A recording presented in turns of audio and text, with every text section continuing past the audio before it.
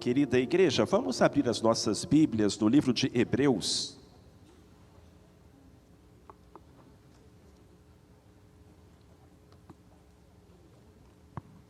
Capítulo 12, apenas um verso, o verso 1.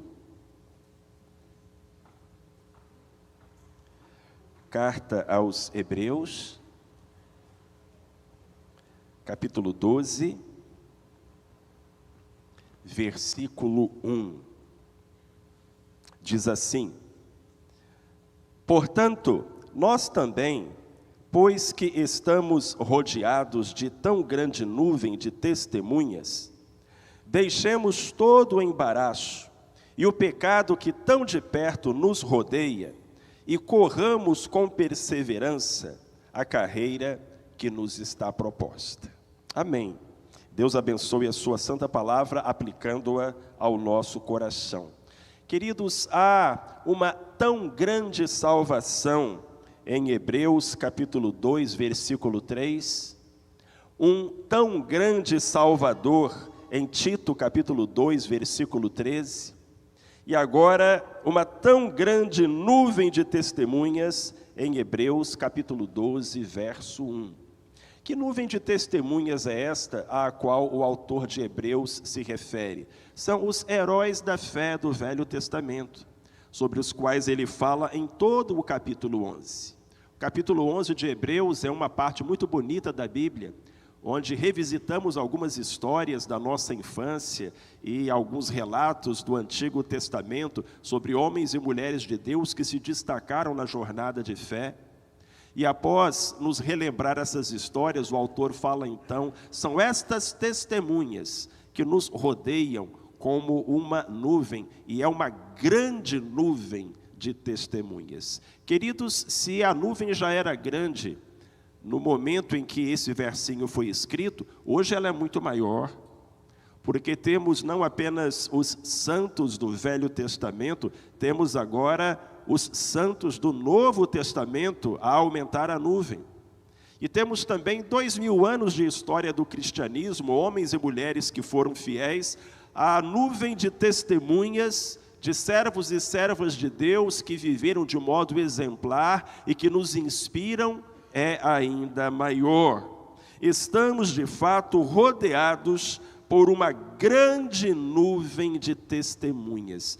E quais são as implicações deste fato? Primeira, se estamos rodeados de uma grande nuvem de testemunhas, então não temos desculpas. Não temos desculpas para não fazer aquilo que Deus nos ordena e diz. Se estamos rodeados de uma tão grande nuvem de testemunhas, diz o texto, deixemos todo o embaraço e o pecado que tão de perto nos rodeia. O que é uma testemunha, irmãos? Uma testemunha é aquela que em um julgamento revela a verdade. A palavra do Senhor diz que todos haveremos de comparecer perante o tribunal de Deus. Não é assim? Todos daremos contas dos nossos atos, palavras, todos haveremos de comparecer diante do tribunal de Deus. E a grande nuvem de testemunhas são aqueles homens e mulheres que estarão lá no mesmo dia e hora e que nos deixarão sem desculpas.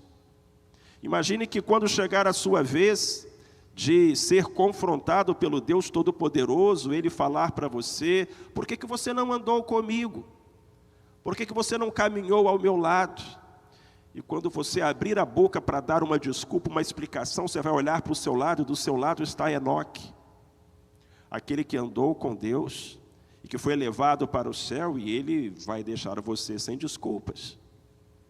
Imagine que quando chegar a sua vez de prestar contas a Deus, Ele pergunte a você por que você não viveu em santidade a sua sexualidade. Por que você não fez do seu namoro um namoro santo? Por que você não foi fiel à sua esposa, ao seu marido? E que quando você abrir a boca para dar uma explicação, você olhe para o lado e veja José, que resistiu às investidas da mulher de Potifar, e você vai ficar sem desculpas. E assim nós poderíamos esta manhã prosseguir falando de Abraão e de Moisés e de tantos outros relacionados no capítulo 11 da carta aos Hebreus. Aqueles que agradam a Deus deixam os que não agradam a Deus sem desculpas. Por exemplo, aqui no capítulo 11 de Hebreus, no capítulo 7, o texto fala que pela fé, Noé, divinamente avisado das coisas que ainda não se viam, sendo temente a Deus, preparou uma arca para o salvamento da sua família, e por esta fé condenou o mundo, e tornou-se herdeiro da justiça, que é segundo a fé. Porque o texto fala que Noé condenou o mundo? É porque Noé deixou o mundo sem desculpas. Todo mundo da geração de Noé podia ter vivido como ele viveu. Então, meus irmãos e minhas irmãs, se nós estamos cercados, rodeados de uma nuvem, de uma grande multidão, de um bando de gente que viveu bem, que viveu certo, nós não temos desculpas para vivermos de outra maneira.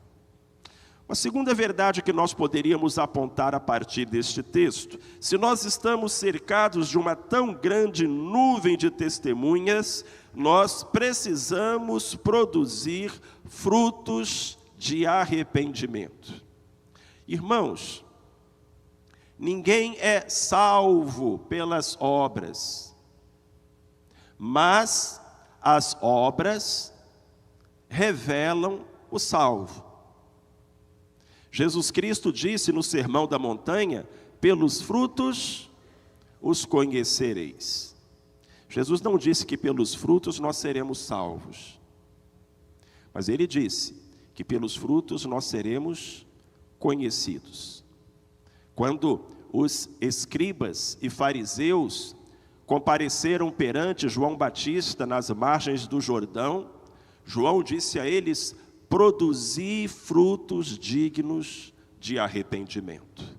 Embora aquelas pessoas tivessem vindo ao encontro que o João Batista promovia, e às pregações e aos batismos que João Batista realizava, João olhou para aqueles homens e não viu neles mudança, disposição de mudar.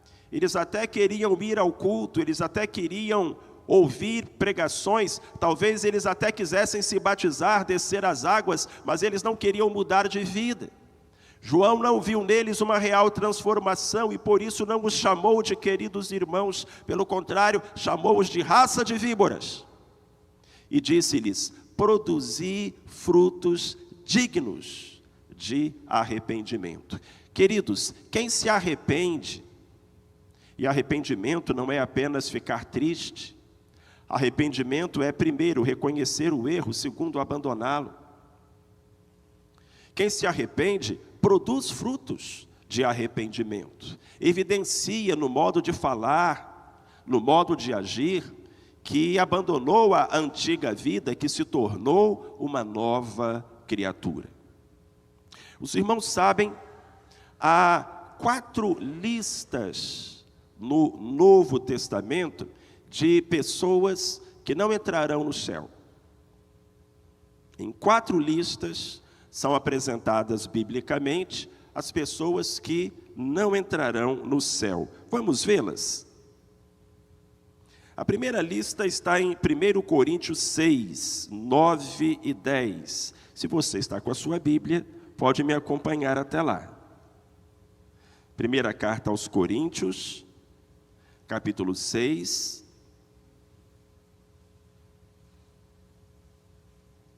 versos 9 e 10. Não sabeis que os injustos não herdarão o reino de Deus?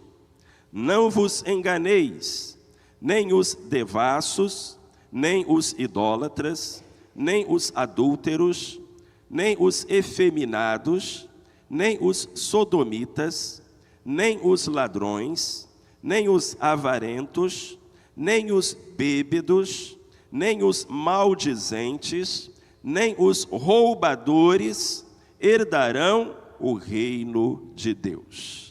Aí depois nós temos Gálatas 5, de 19 a 21. Esta foi a primeira lista. A segunda lista está em Gálatas, capítulo 5, versos 19, 20 e 21. Ora, as obras da carne são manifestas, as quais são a prostituição, a impureza, a lascívia, a idolatria, a feitiçaria, as inimizades, as contendas, os ciúmes, as iras, as facções, as dissensões, os partidos, as invejas, as bebedices, as orgias e coisas semelhantes a estas, contra as quais vos previno, como já antes vos preveni, que os que tais coisas praticam não herdarão o reino de Deus. A terceira lista está em Apocalipse 21, 8.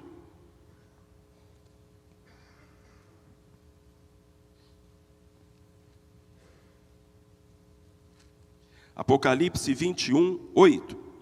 Mas quanto aos medrosos, e aos incrédulos, e aos abomináveis, e aos homicidas, e aos adúlteros, e aos feiticeiros, e aos idólatras, e a todos os mentirosos, a sua parte será no lago ardente de fogo e enxofre, que é a segunda morte. E o último texto, a última lista de gente que não entra no céu, está em Apocalipse 22, 14 e 15. Bem-aventurados aqueles que lavam as suas vestes no sangue do Cordeiro, para que tenham direito à árvore da vida e possam entrar na cidade pelas portas. Ficarão de fora os cães, os feiticeiros, os adúlteros, os homicidas, os idólatras e todo o que ama e pratica a mentira. O que nós podemos falar a respeito dessas 4 listas de gente que não entra no céu? Primeiro que nós podemos afirmar é que tudo que está escrito aqui, Deus condena. Não dá para nós pegarmos nenhum item dessas listas e falar, Deus aceita isso. A segunda coisa que nós podemos dizer a respeito dessas listas é que todos nós caímos em pelo menos um item. Então, por que estas pessoas não entram nos céus? Irmãos, não é porque elas pecaram, é porque elas continuaram pecando. É porque elas permaneceram no pecado. É porque elas não mostraram frutos dignos de arrependimento. Continuaram num estilo de vida que mostrava que não tinha acontecido uma conversão, uma mudança. Eu tenho para mim que o inferno não é um lugar para quem pecou. O inferno é um lugar para quem não se arrependeu. Afinal, todos pecaram e destituídos estão da glória de Deus. Mas alguns se arrependem e pela fé entregam suas vidas a Cristo e a partir daí têm a sua conduta e o seu próprio coração transformados, lavados no sangue de Jesus. Então, meus queridos irmãos e irmãs, se dizemos que somos convertidos, mas não mostramos frutos dignos de arrependimento, talvez estejamos enganando a nós mesmos. Nós não somos salvos pelos frutos, mas pelos frutos dá-se a conhecer se somos salvos ou não. É o ensino da palavra de Deus. Mas vamos seguir um passo adiante. Queridos, se nós estamos cercados de uma grande nuvem de testemunhas, precisamos fazer parte da nuvem. Essa nuvem de homens e mulheres que andaram com Deus e agradaram ao Senhor, precisa se tornar ainda maior com a nossa participação nela. Embora a galeria dos heróis da fé esteja registrada em Hebreus capítulo 11, essa galeria não está completa lá, porque a todo instante novos nomes estão sendo adicionados à relação daqueles que andaram com Deus e que fizeram a sua vontade. Meus queridos, quando nós lutamos o bom combate, não lutamos sozinhos. Nós nos colocamos na companhia daqueles homens e mulheres que, como nós, desejaram fazer a vontade do Senhor, fosse qual fosse o preço.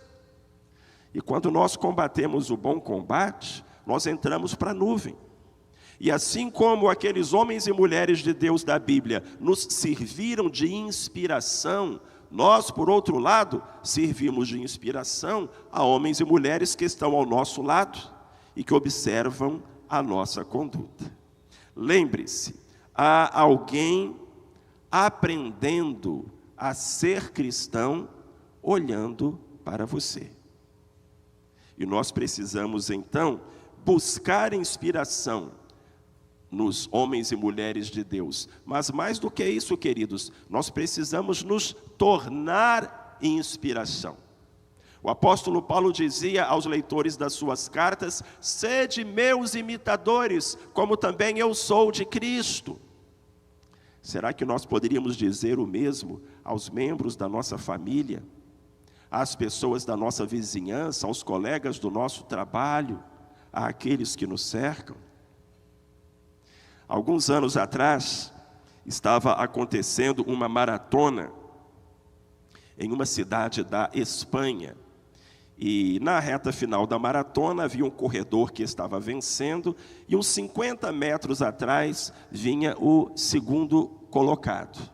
Mas na hora de atravessar a reta final e de romper a fita e ganhar a corrida, aquele corredor que estava na frente se enganou. Havia muita multidão e as coisas estavam um pouco confusas, então ao invés dele correr pelo caminho certo, ele pegou uma saída lateral, ele se enganou. Logo atrás, uns 50 metros atrás, vinha o segundo colocado, que percebeu o erro do primeiro.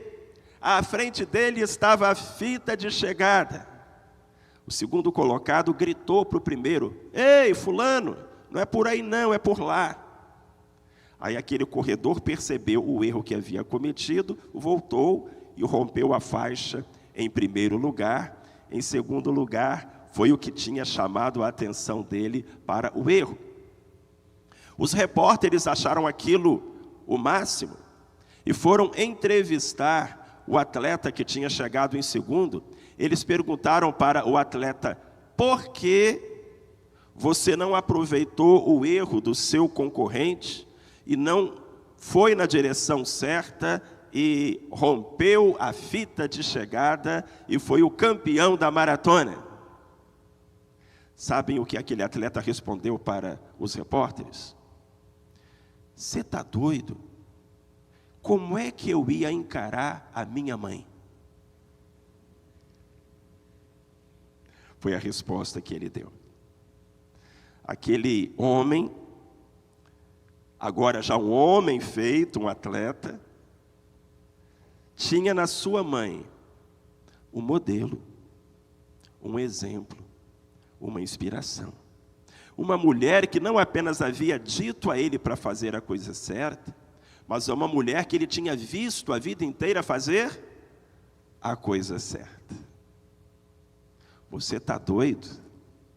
Eu faço uma coisa dessas e depois como que eu vou encarar a minha mãe? A mãe daquele atleta tinha sido um modelo para ele. E ao agir corretamente, por sua vez, ele se tornou um modelo para outras pessoas. E meus irmãos, é assim que a nuvem, que já é grande, vai ficando ainda maior. Você precisa fazer parte da nuvem, daqueles que são um exemplo e uma inspiração para os seguidores de Cristo. E para a gente concluir, se estamos cercados por uma grande nuvem de testemunhas, precisamos viver de um modo que agrade a Deus. Vale a pena relermos o texto. Hebreus capítulo 12, versículo 1. Portanto, nós também, pois que estamos rodeados de tão grande nuvem de testemunhas, deixemos todo o embaraço e o pecado que tão de perto nos rodeia e corramos com perseverança a carreira que nos está proposta. Irmãos, a palavra de Deus para nós esta manhã é: corram com perseverança. A carreira está proposta, o caminho está posto, a direção foi apontada pelo próprio Deus, pelo próprio Cristo. E se você está correndo neste bom caminho, nessa boa estrada que leva aos céus, o que você precisa é ter perseverança. Corramos com perseverança a carreira que nos está proposta. Pastor Marcelo, o que é perseverança? Se você já assistiu algum filme do Capitão América, em algum momento você viu o Capitão América apanhando de um oponente mais forte do que ele, ou tão forte quanto ele, e a luta está muito difícil, e a certa altura ele diz assim: eu posso fazer isso o dia todo. Isso é perseverança.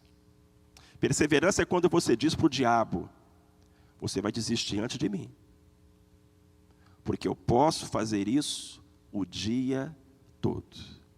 Está difícil, está sangrando, está doendo, mas eu não vou olhar para trás. Eu não vou largar o arado do qual eu lancei mão. Eu não vou abandonar a Cristo. Eu não vou deixar a boa carreira. Diabo, eu acho melhor você desistir, porque antes de você eu não desisto. Isso é perseverar. Perseverar é ser persistente. Perseverar é não desistir. A perseverança honra a Deus, e poucas coisas boas na vida são alcançadas sem perseverança. Aqueles que desistem acabam se privando de muitas bênçãos e deixam de fazer parte da grande nuvem de testemunhas que está colocada diante de nós. Então, queridos, a grande pergunta é: você já está na nuvem? Eu sei que hoje em dia tem muita coisa que está na nuvem, mas não é daquela nuvem que eu estou falando, é dessa nuvem, da tão grande nuvem de testemunhas. Você já está na nuvem. Vamos pedir a Deus que nos sonde, que nos conheça, que nos quebrante, que nos transforme, que nos encha e que nos use. E se nessa manhã a palavra do Senhor, que é lâmpada, iluminou alguma parte da nossa vida que não está sob a aprovação de Deus, ela nos chama ao arrependimento e à mudança, para que nos coloquemos a caminho da vitória, pela graça de Deus e pelo nome de Jesus.